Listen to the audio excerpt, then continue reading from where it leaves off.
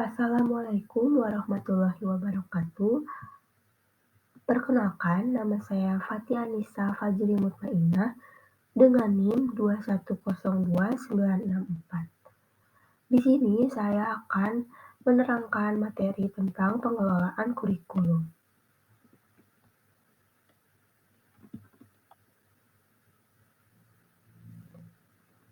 Istilah kurikulum berasal dari bahasa Latin yaitu curriculum yang berarti a running course. Dalam dunia pendidikan, kurikulum didefinisikan sebagai sejumlah mata pelajaran yang harus ditempuh oleh siswa untuk mencapai suatu gelar atau ijazah.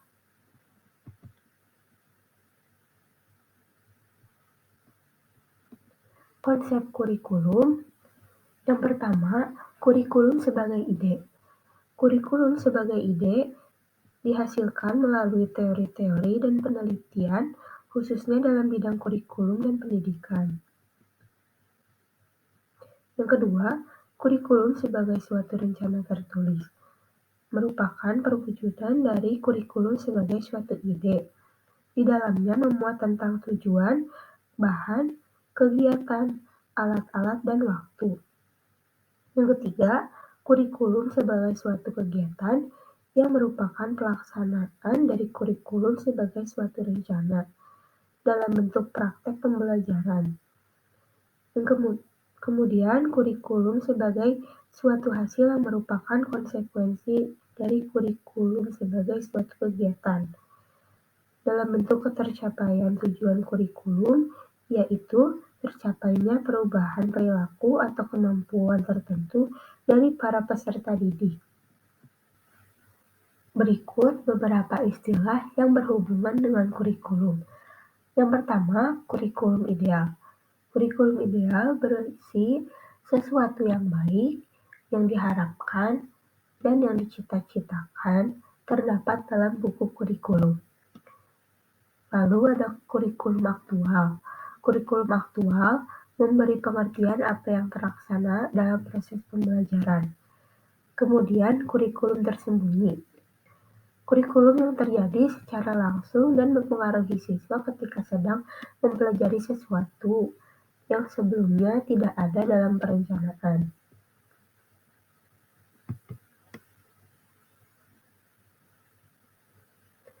Manajemen kurikulum diartikan sebagai suatu proses penataan sumber daya secara efektif dan efisien untuk mencapai tujuan kurikulum yang telah ditentukan.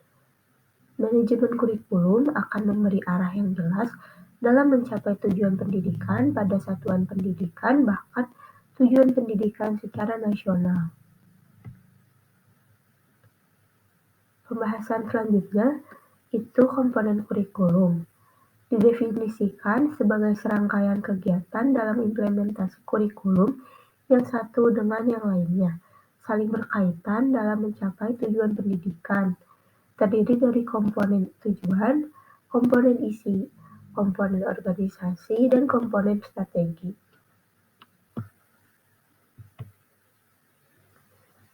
Komponen yang pertama itu komponen tujuan.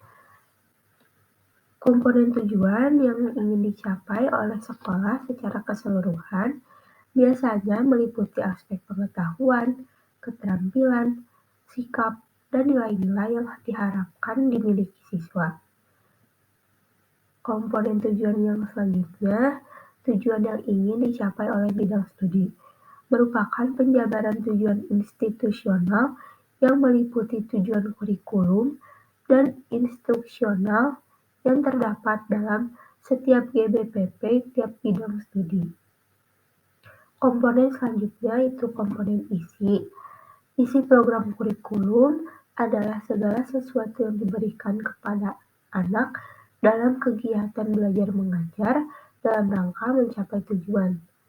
Isi kurikulum meliputi jenis bidang studi yang diajarkan dan isi program masing-masing bidang studi.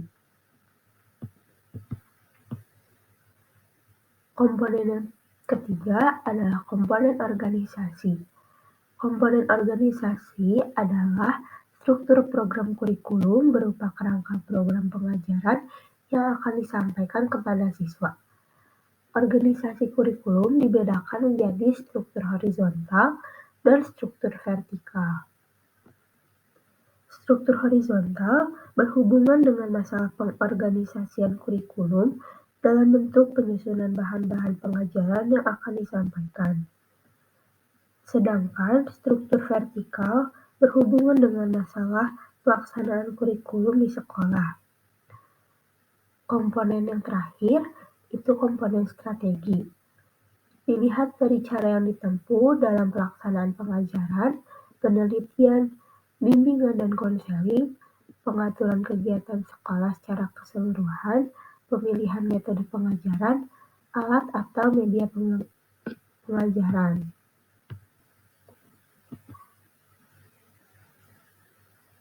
Pembahasan berikutnya ada peran kurikulum.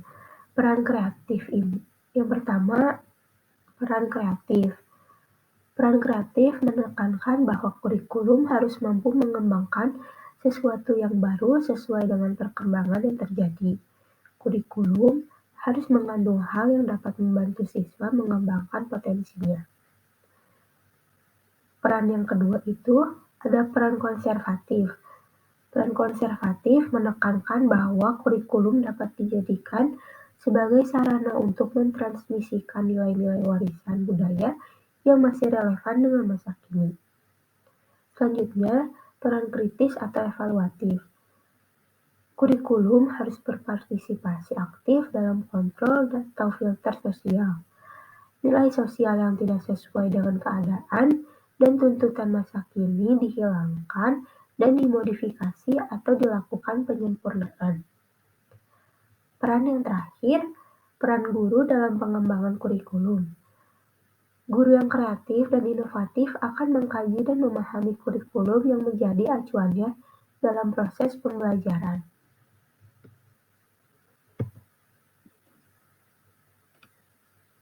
Kemudian ada fungsi kurikulum. Pertama, fungsi bagi sekolah. Fungsi kurikulum bagi sekolah sebagai alat untuk mencapai tujuan-tujuan pendidikan yang diinginkan dan sebagai pedoman untuk mengatur kegiatan pendidikan yang dilakukan di sekolah. Fungsi selanjutnya ada fungsi bagi sekolah di tingkat atasnya. Kurikulum digunakan untuk mengontrol atau memelihara keseimbangan proses pendidikan. Dengan mengetahui kurikulum sekolah pada tingkat tertentu, maka kurikulum di tingkat atasnya dapat menyesuaikan.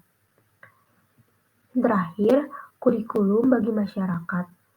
Kurikulum sekolah harus mengetahui atau mencerminkan hal-hal yang menjadi kebutuhan masyarakat. Untuk keperluan tersebut, maka harus ada kerjasama antara pihak sekolah dengan pihak masyarakat dalam hal pembenahan kurikulum yang diharapkan. Landasan, perencanaan, dan desain kurikulum. Landasan pengembangan kurikulum itu ada landasan filosofis, landasan psikologis, landasan sosial budaya, dan landasan iptek. Landasan filosofis yang pertama, perennialisme. Perennialisme menekankan pada keabadian, keidealan, kebenaran, dan keindahan budaya. Yang kedua, esensialisme. Esensialisme menekankan pentingnya warisan budaya dan pengetahuan pada siswa agar menjadi masyarakat berguna kelak. Yang ketiga, eksistensialisme. Menekankan individu sebagai sumber pengetahuan tentang hidup dan makna. Kemudian ada landasan filosofis progresivisme.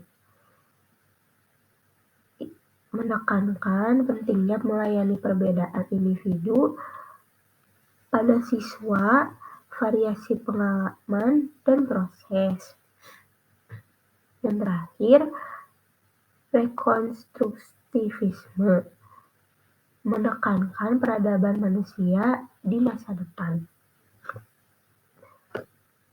Landasan berikutnya adalah landasan psikologis. Landasan psikologi perkembangan. Dikaji tentang hakikat perkembangan individu yang dijadikan sebagai bahan pertimbangan pengembangan kurikulum. Selanjutnya, psikologi belajar. Di dalamnya mengkaji tentang hakikat belajar dan teori belajar. Landasan berikutnya adalah landasan sosial budaya. Salah satu aspek penting dalam sistem sosial budaya adalah tatanan nilai-nilai yang mengatur cara berkehidupan dan berperilaku warga masyarakat. Yang terakhir ada landasan iptek. Kurikulum harus dapat mengakomodir dan mengantisipasi laju perkembangan ilmu pengetahuan dan teknologi, sehingga siswa dapat mengimbangi dan mengembangkan iptek untuk kelangsungan hidup manusia.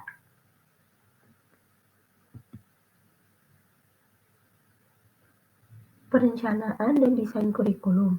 Perencanaan kurikulum jangka panjang dikembangkan secara nasional dengan istilah standar muatan nasional, yang berupa kerangka kerja yang memberi informasi umum mengenai keseluruhan mata pelajaran yang harus dipelajari. Kemudian ada perencanaan kurikulum jangka menengah. Disebut juga dengan kurikulum mikro, yang di dalamnya memuat kerangka kerja tentang program belajar untuk setiap semester dan kelas, termasuk menetapkan jumlah mata pelajaran yang akan diajarkan.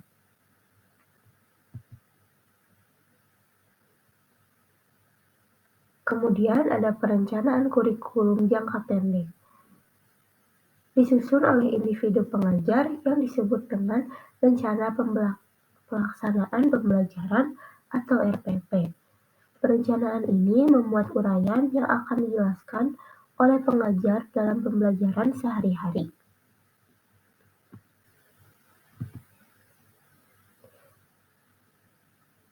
Selanjutnya, ada langkah merencanakan kurikulum. Yang pertama, merumuskan tujuan, baik tujuan untuk peserta didik, tujuan yang ingin dihasilkan, atau hasil belajar, maupun objek tujuan berupa materi. Yang kedua, perumusan materi.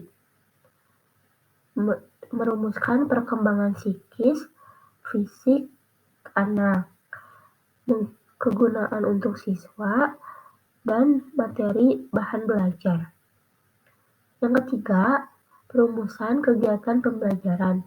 Di dalamnya merumuskan strategi dan metode yang akan digunakan dalam pembelajaran. Yang terakhir, menentukan alat evaluasi yang diperlukan. Alat evaluasi ini didasarkan pada tujuan yang ingin dicapai.